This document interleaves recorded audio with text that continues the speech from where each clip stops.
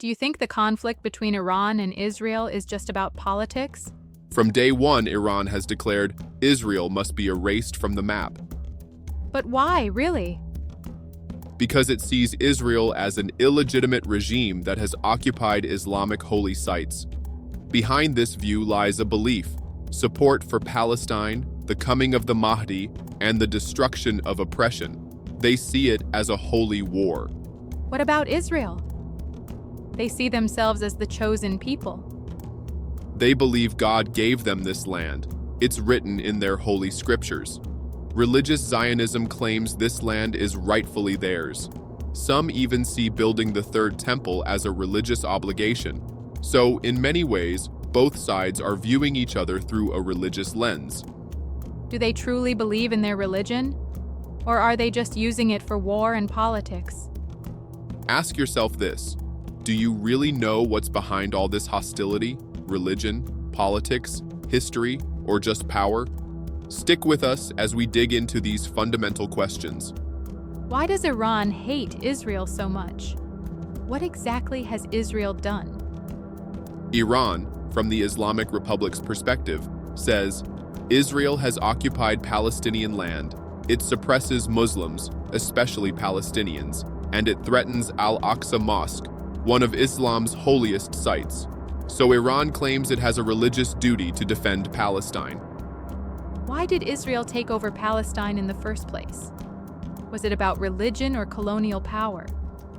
It's a mix of both. The Zionist movement began in the late 19th century when Jews said, "We've been exiled for centuries. It's time to return to our holy land, the Promised Land." They said God gave them this land, and now it's time to reclaim it. What do they mean by the Promised Land?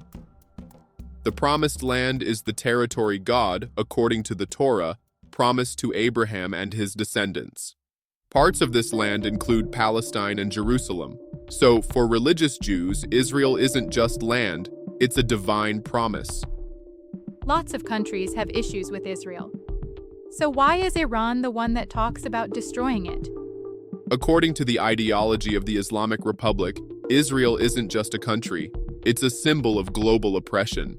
They say, we're not fighting Israel because it's Jewish, we're fighting it because it's unjust. So this conflict is seen as a religious duty to prepare the way for the Mahdi. Does Iranian religion actually say they must fight Israel?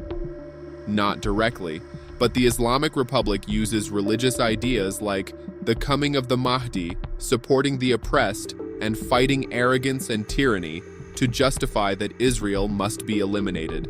So, is Iran fighting Israel because they believe it will help bring back the Mahdi?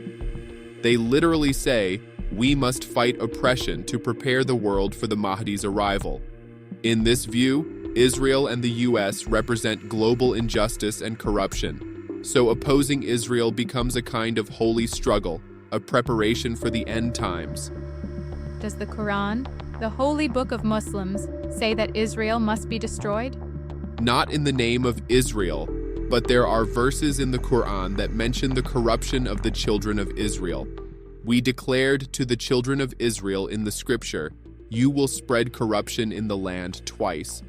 Iran uses these verses to argue that Jews, specifically Zionists in their view, have always caused corruption. But many other Islamic scholars say these verses have nothing to do with the modern state of Israel. Is this conflict more about religion or politics? The truth? It's a mix of both. But the religious aspect is stronger because it's become part of Iran's revolutionary identity.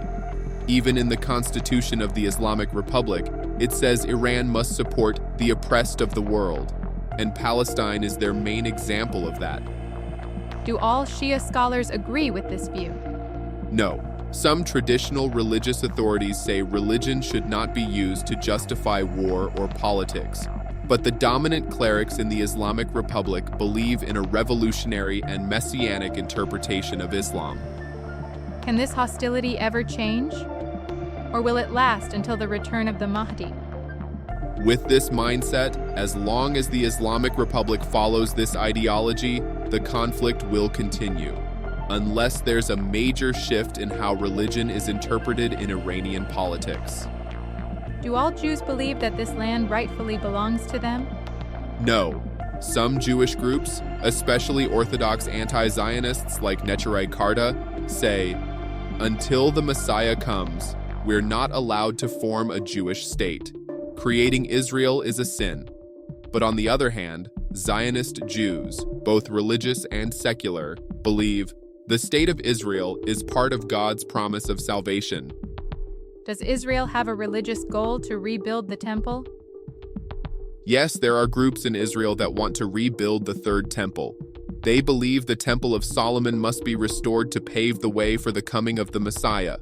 But the problem is, that exact location is where Al-Aqsa Mosque and the Dome of the Rock stand today. So rebuilding the temple would lead to major religious conflict with Muslims.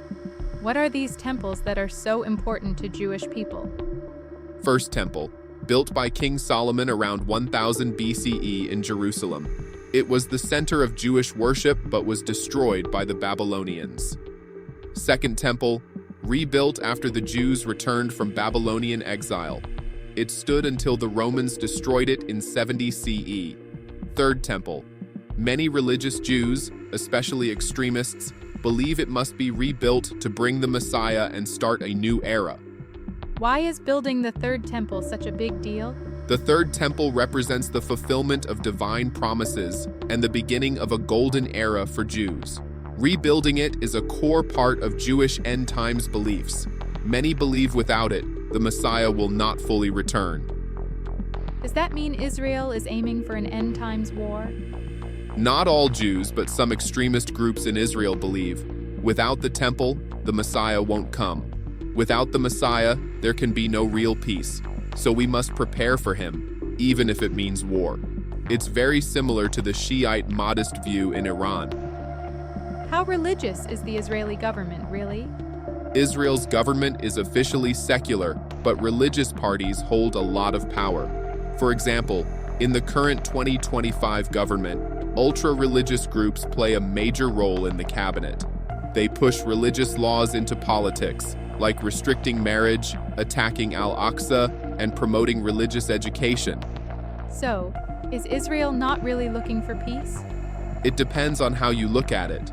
For Israel, peace means security for Jews in the land they believe God gave them. But since Muslims also see that land as sacred, this peace is always fragile.